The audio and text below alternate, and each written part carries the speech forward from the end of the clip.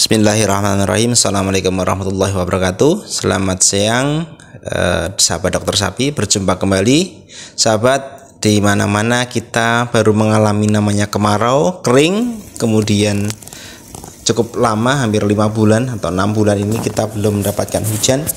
Efeknya cukup banyak sapi-sapi kita yang mengalami kekurangan minum ataupun kekurangan pakan, terutama hijauan, sahabat semuanya. Nah, ini bisa berakibat salah satunya adalah suplai pakan ataupun minum yang diterima si sapi akan menurun atau berkurang, berdampak pada terlambatnya pertumbuhan. Kemudian juga akan menurunnya daya tahan tubuh si sapi sehingga tingkat kerentanan terhadap penyakit ini akan menjadi lebih tinggi, sahabat semuanya. Nah, sahabat, kita juga harus perlu hati-hati karena kondisi-kondisi semacam ini, kekeringan seperti ini, sapi terkadang hanya mendapatkan pakan jerami kering ataupun rumput-rumput kering seperti ini, sehingga memang perlu diberikan suplai tambahan yang lainnya, baik itu campuran dari dedak, bekatul, konsentrat dan segala macamnya. Tetapi saat ini harganya juga cukup melambung jauh karena di mana-mana panen juga tidak cukup ada banyak yang kegagalan panen, tidak musim panen, sehingga harga-harga dari bahan baku pakan ternak ini juga akan melambung tinggi. Nah, berbeda dengan kondisi-kondisi hujan seperti ini, musim hujan yang beberapa bulan yang lalu, ini contoh sapi-sapi Jawa Brebes ini, ketika musim hujan mendapatkan suplai pakan yang cukup, sapinya gemuk-gemuk, sapinya mudah sekali beranak, kemudian sehat-sehat, kita lihat seperti itu. Pakannya cukup, bisa dipenuhi dari kolonjono, kingkres, odot, kemudian beberapa jenis-jenis hijauan yang lain, tepung jagung dan segala macamnya, bahkan nyaris jerami padi ini nggak terpakai. Nah, itu ketika musim hujan. Namun ketika musim kemarau, saat ini yang diandalkan adalah jerami padi, jerami kering. Tidak banyak yang menggunakan fermentasi karena memang jumlahnya terbatas.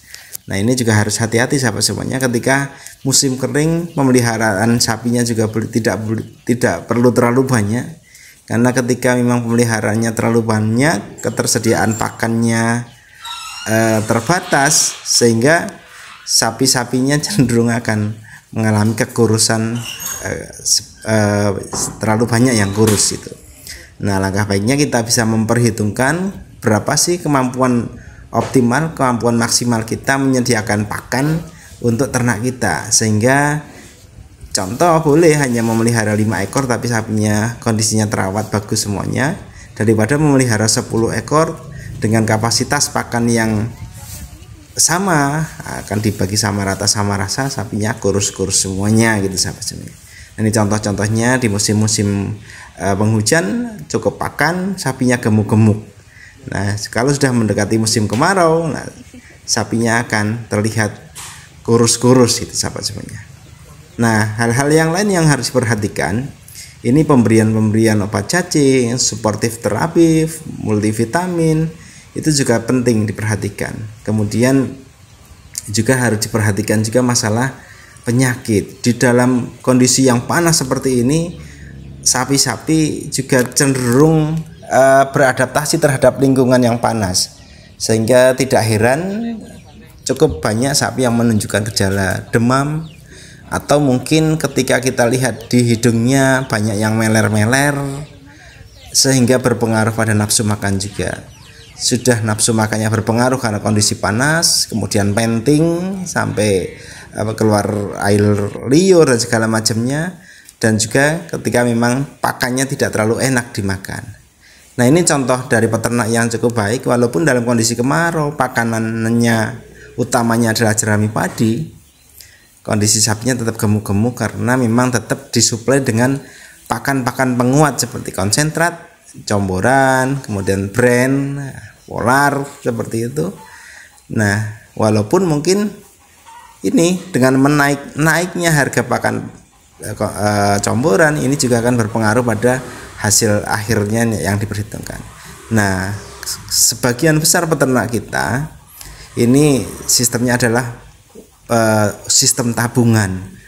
Banyak saudara-saudara kita yang kerja sehari-harinya adalah kuli bangunan, mohon maaf, atau mungkin bekerja sebagai pekerja kasar, penghasilan 100.000, 120.000 seperti itu sehari, ia sisihkan. Nah, disisihkannya 50.000, 60.000 untuk ngasih makan sapi, yang mana diharapkan ketika beli sapi modal 12 juta, 13 juta, nanti dipelihara beberapa bulan, 10 bulan ataupun 9 bulan untuk dijual di lebaran haji, maka disitulah nilai tabungannya akan bertambah. Ketika belinya 13 juta, kemudian dipelihara 9 bulan, 10 bulan, nanti lebaran haji nilainya akan menjadi 21 juta, menjadi 22 juta, kan seperti itu. Jika dia pelihara 5 ekor, otomatis nilai modalnya akan bertambah menjadi per ekornya akan meningkat sekitar 10 jutaan seperti itu sahabat semuanya. Nah, itu perlu dicontoh sebagai ketahanan pangan yang ada di Indonesia. Nah, sahabat semuanya, jadi intinya seperti itu. Walaupun di musim kemarau tetap diusahakan sapi harus mendapatkan asupan pakan yang cukup, entah itu dari rumput-rumput yang hijau yang masih tersisa, atau dengan cara disilase, difermentasi, atau yang pasti sapi harus butuh tambahan pakan penguat supaya produktivitasnya tercapai, targetnya juga tercapai, berat badannya masuk, karkasnya masuk, dan dagingnya banyak. Jangan lupa tetap berikan vitamin, obat cacing, kemudian daya tahan tubuhnya, kalau perlu dilakukan vaksinasi. Nah, sahabat semuanya, sekian, semoga bermanfaat. Assalamualaikum warahmatullahi wabarakatuh.